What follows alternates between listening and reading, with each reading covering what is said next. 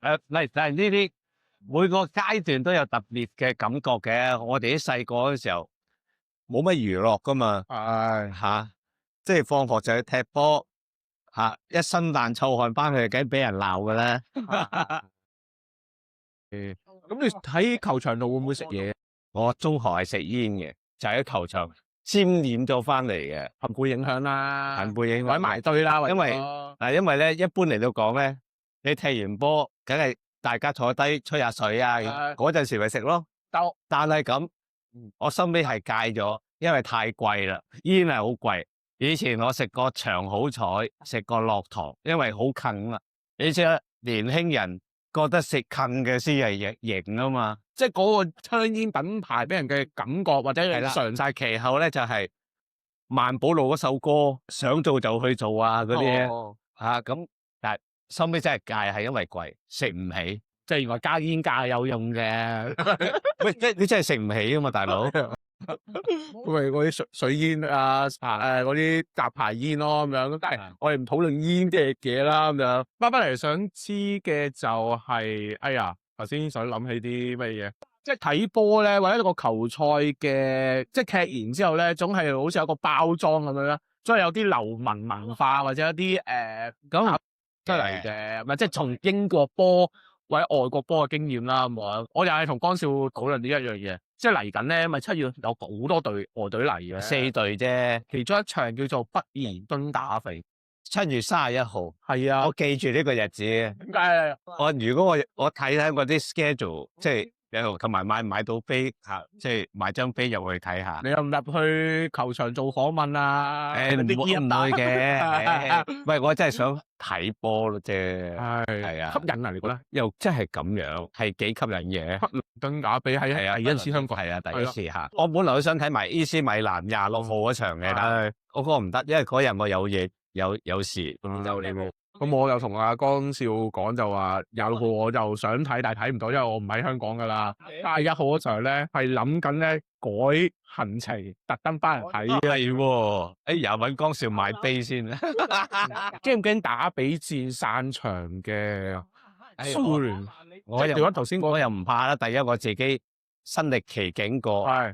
我做新聞又做過，現實上嘅其他大型騷亂我又做過，我唔怕嘅。球迷騷亂好似感覺比較誇張啲話控制唔到嘅，又唔係外國，但係咩㗎？外國都唔怕啫，得唔得㗎？我咩出身咧？我記者出身嚟。OK，所以我都希望我又唔係去參與嗰場暴動，不過而家好難講。唔係我佢判住你係咪參與，唔係你自己認為係咁就咁，應該對政府有信心可以控制到當時情況嘅。31號控制到嘅。好啦。喂，咁講翻另外一方面，波經嗰度啦，咁樣即係頭先開咗個頭講下波經，即係作為波經文字經常原來係咁樣運作嘅。不過又好奇啦，你頭先講咁容易揾錢啦，咪即係做波經咁容易揾錢啦？我估係好容易揾錢㗎。唔係㗎。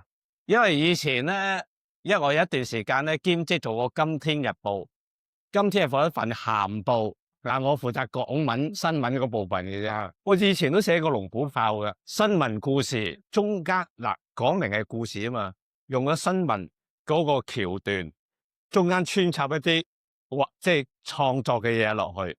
即係唔係新聞嚟噶嘛，新聞故事啫。細個睇波經，其實唔係波經波嘅，即係八卦嘢。球壇八卦嘢一向有市場，其實即係後來嘅一週刊、東週刊係高級八卦嘢啫嘛，係政治八卦、經濟八卦或者名人八卦啫。同埋咧，不過有個嚴謹嘅採訪程序啫嘛，嗰啲波經嗰啲順口雌黃嘅啫嘛。舊時嘅球圈八卦同而家嘅球圈八卦有冇咩唔同？即係嗱，而家球圈八卦就係講下邊個明星就去咗酒吧，所以咧今場就會輸波啦。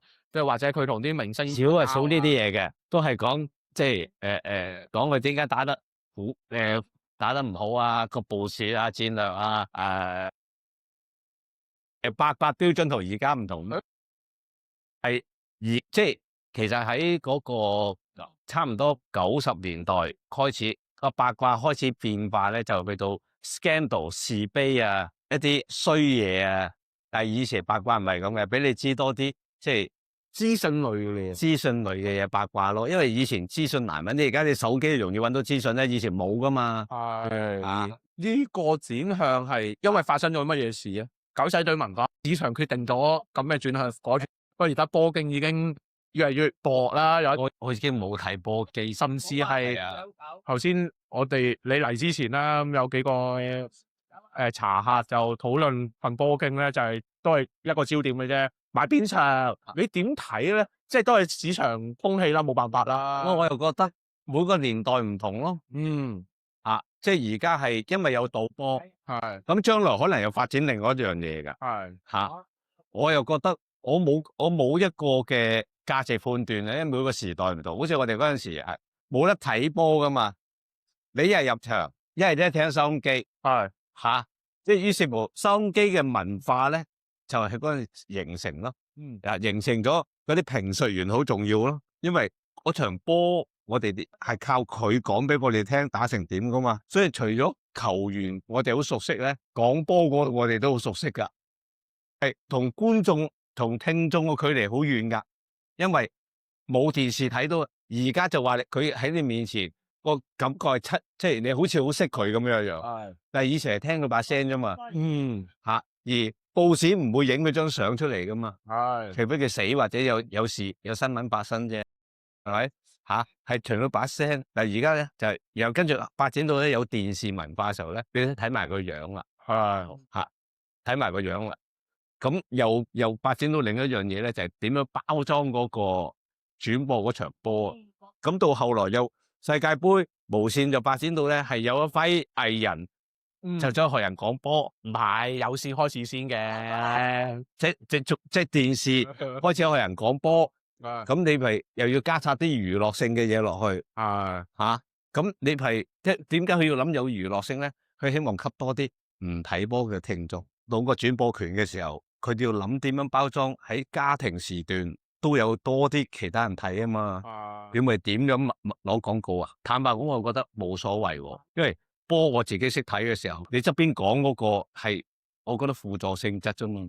你係有人話佢講到小丑化咗，唔專業，咁各取所需咯。有後來發展到你呢個電視台啦，咁你自己選擇咯。即係如果你頭先講咗一個關鍵字叫做輔助咧，即係令我諗起一樣嘢，咪就係以前嘅年代。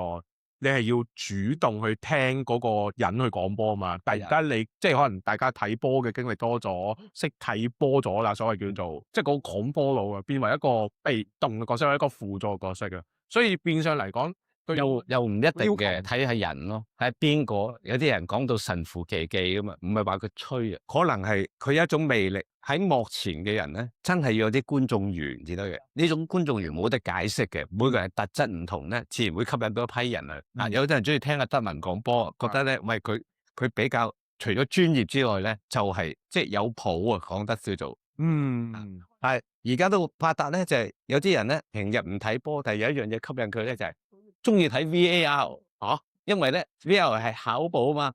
一定係嚟啊！睇 VR 睇下佢係咪咩咁啊！啲人咧技術上識好多嘢喎，咩叫做越位係令到睇波又好似去到另外一個層次，又唔係叫做好嘢咗，只不過個時代按住時代嗰個情況發展，又去咗另一個階段。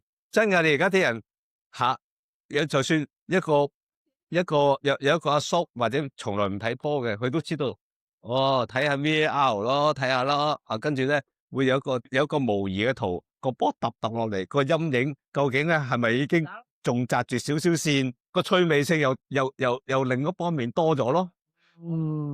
以前冇咁多世界盃轉播，啲人唔識外邊啲球隊噶嘛。曾幾何時，平日你會識夏麥龍咯？哇，係咪先？變咗國家盃啊，或者突然間有咩？即係個地域個知識，你咪多咗咯。即係好似你話齋，即係世界唔同晒啦，時代唔同晒啦。係啊，我覺得好耐年前咧。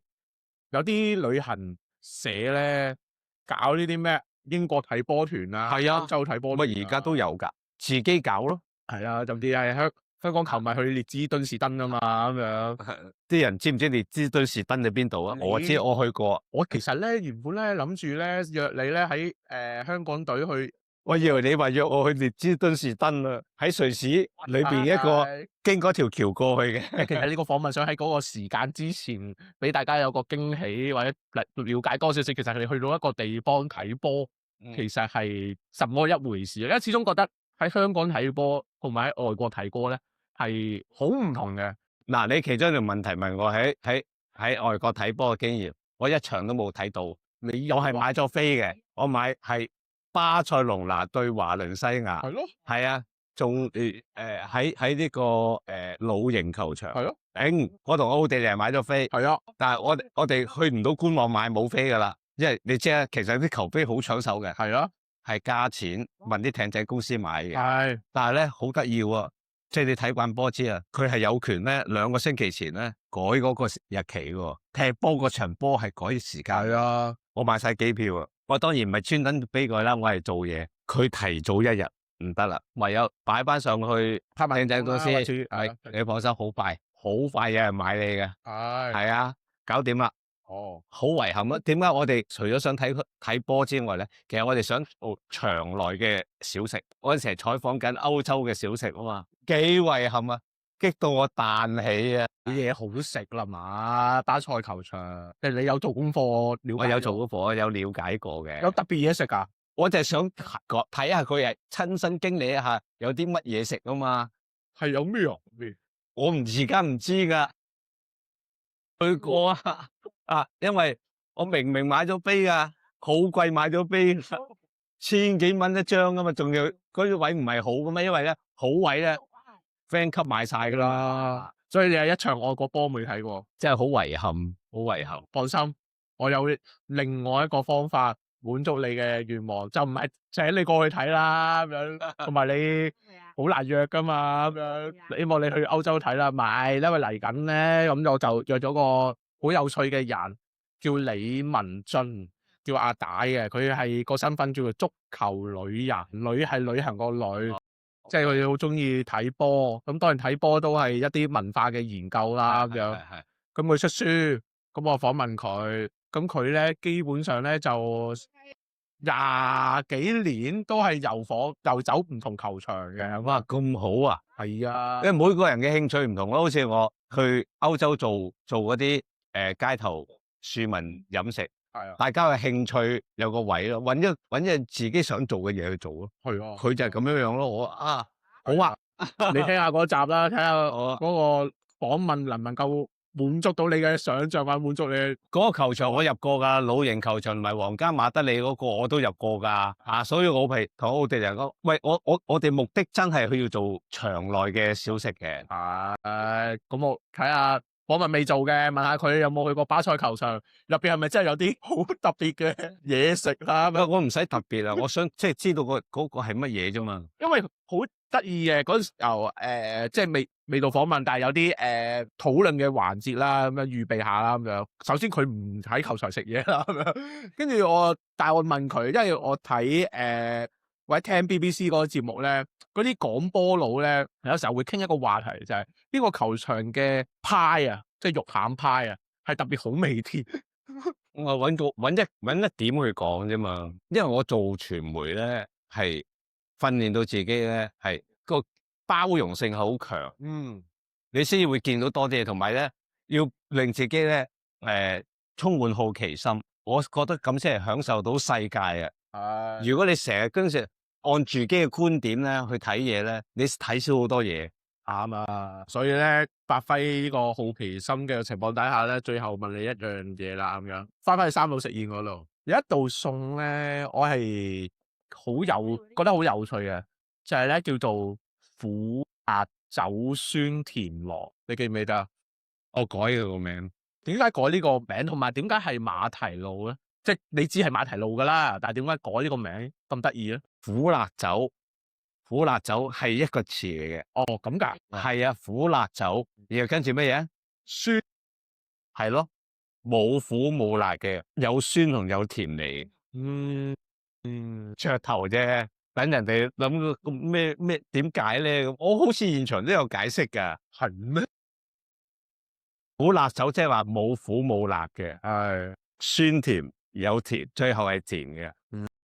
人生大部分時候亦都係，或者大部分經驗都係類似咁樣噶啦，係嘛？我自己覺得大家唔好成日覺得慘啊，點解我咁悲苦嘅我人生？我覺得要享受下苦同埋凄涼，因為咧你識得享受啲苦同凄涼咧，當有甜嚟嘅時候咧，你會覺得特別甜。如果你成日想避開苦，避開唔想捱苦，避開唔想一啲好傷心嘅嘢，你避開係你嘅人生可能係好風平浪靜，咁你咪冇驚喜咯。你有大悲先有大喜啊！唔知我講到好似好圓咁。我好明白啊，即係特別係我諗起一個唔記得個電影啊，第一句術語叫做潘朵拉的盒子。